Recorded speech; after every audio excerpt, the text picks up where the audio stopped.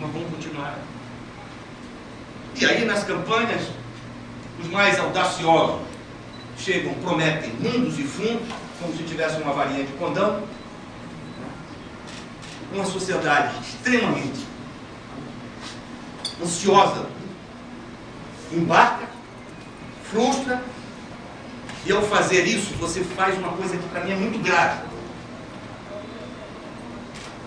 Você não desqualifica só o político, você desqualifica a política como instrumento de resolução de conflito. E na hora que você desqualifica a política como instrumento de resolução de conflito, como instrumento de resolução de problema, sem dúvida, a nossa caminhada fica cada vez mais complicada. Eu acho que é nesse cenário, profundamente escuro, inclusive, é que eu acho que surge no fundo do túnel com essa história da internet, com essa história das mídias sociais, do acesso das redes, etc. Porque, efetivamente, elas vêm rompendo alguns paradigmas. Primeiro, uma coisa que assusta a maioria é a história da transparência. Isso aí começa a dizer, olha, peraí, cara. Eu sempre digo que a transparência deve ser vista a mim com toda a franqueza. Ela me protege, ela não me atrapalha. Ela me protege. E ela vem, esse caminho, essa nova onda, que eu acho que não é simplesmente uma onda, porque eu acho que veio para ficar, essa nova forma de relação entre as pessoas, abre um horizonte fantástico. É isso que está na raiz dessa história. E foi por isso que realmente nós temos uma canseira para essa turma local. Essa é uma outra coisa que é bonita. A turma é rigorosamente local. Então, cara, que a gente pegou no pé, pessoal, tal coisa, isso dá para fazer, isso não dá para fazer. Eu tinha uma grande discussão que disse, se matar um pouco, como é que eu vou mexer em tudo isso? Eu não vou fazer mais nada, vou fazer mexer isso e termina. E aí? Aí começamos a discutir, não, então pera um pouco. Vamos ter um conjunto, mas tem duas ferramentas específicas que essas vão ter mais a tua cara e vai ter mais um pouco a questão da tua ação. Aí foi a história do Twitter, que eu confesso para vocês, para mim isso é um mundo fantástico. Eu não conseguia imaginar que você é capaz de dizer alguma coisa em 140 caracteres. Não é possível. A gente não consegue dizer nada no negócio desse. Né? A história da academia, viciado na história da academia, que você tem que construir todo um discurso para dizer. Né? Aí o sujeito tem umas caretinhas lá, tudo o que você entende, que ele diz, que negócio. Né? Mas é isso mesmo. E a história do blog. E logo vocês vão ver que tem um pouco essa cara. Eu diria para vocês que tem rigorosamente a minha cara. Não essa que vocês veem. Uma outra, provavelmente, vocês vão dizer, essa feia nós não queremos mais ver, não, porque nós vimos. Então aí não nos diz nunca. Né?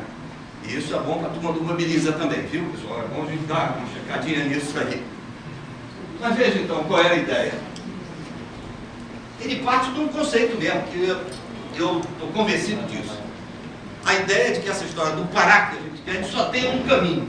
Ele será sempre um desafio coletivo. Não tem chance de fazer isso diferente. E essa é o sentido disso. Ok. Dá para subir um pouco?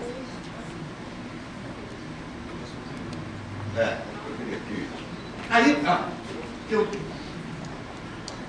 que é que surgiu? Sim, nós precisamos ter um espaço que o Twitter é 140 e pouco, dá para você levantar algumas coisas, mas não dá para você discutir um pouco mais isso.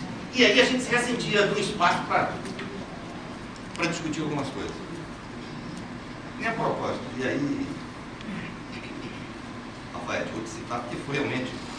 Puxamos uma conversa, uns 2 dias atrás, sobre a questão da romana.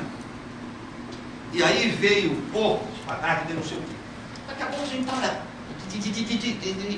mas tem um espaço que a gente possa falar, né? Um pouco menos a limitação dos 140 caracteres. E de fato foi o que surgiu com esse poucas palavras, como uma das sessões. Aquela outra coisa que eu dizia a você, me seguro. Eu venho da academia, essa história de você ter tudo, fazer uma tese é muito complicado. Quem vai querer pegar e ficar aqui no computador lendo tese? Mas esse cara é chato, não quero isso. Né? Então, aí já era a turma que dizia, olha, como é que a gente faz? E veio um pouco isso. E surgiu essa história, inclusive, o primeiro tema, que eu confesso para vocês, que eu estava no Twitter, isso é rigorosamente verdadeiro. Tá? Eu tinha passado um dia no escritório, ouvindo, conversando com gente, essa coisa toda. Tinha chegado à noite, estava lá do lado da Ana Maria e eu aqui, atualizando e tal, o Twitter. E a televisão ligada, e de repente eu ouvi na chamada da televisão isso, né? Que os cientistas haviam criado uma célula sintética. Eu falei, do jeito que foi tipo, o que é isso? E aí a gente conta um pouco qual foi o sentimento da gente. Né? De passar aquela coisa mesmo. Será que é verdade? Quer dizer que nós somos a imagem e semelhança de Deus mesmo. Nós estamos criando até vidas. Como é que é isso? Né? E eu comecei a devagar sobre isso. E passava, inclusive, nessa discussão que eu acho, diante dessa história do homem ser capaz de criar algo, uma vida, a discussão da pobreza e da desigualdade parecia um negócio desse tamanho. E parecia uma coisa tão simples. E eu dizia, rapaz, eu passo minha vida inteira estudando isso e tentando entender sobre isso. Né? E aparentemente isso é uma coisa tão fácil e tal. Levanta só um pouquinho. E foi exatamente nisso que, quando a gente estava pensando nisso, mudou a notícia. Não, volta. Aí. Né? Entrou alguém tweetando, me dizendo que mais um jovem universitário havia morrido vítima da droga. Aí foi um pouco aquela ducha de água fria, né? Eu transitei naquele momento do quase Deus, o homem quase Deus, estava criando a vida, uma coisa tão grave, a situação de... Vendo isso. E aí a gente trabalha um pouco com essas coisas, né? Eu sempre digo para as pessoas que eu acho que o homem é apenas ainda um projeto para dar certo.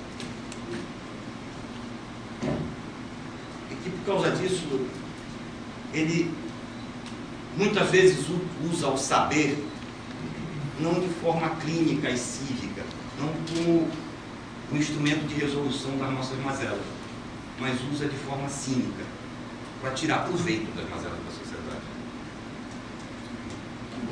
Mas essa é um pouco. Isso para dar um pouco a ideia de que eu acho que aí é um momento que a gente vai dizer um pouco coisas que a gente sente, pensa e tal.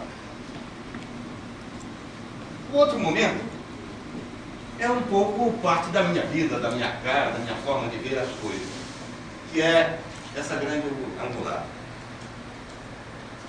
Eu tenho um amigo, vocês conhecem o Afonso Portal, ele diz o seguinte: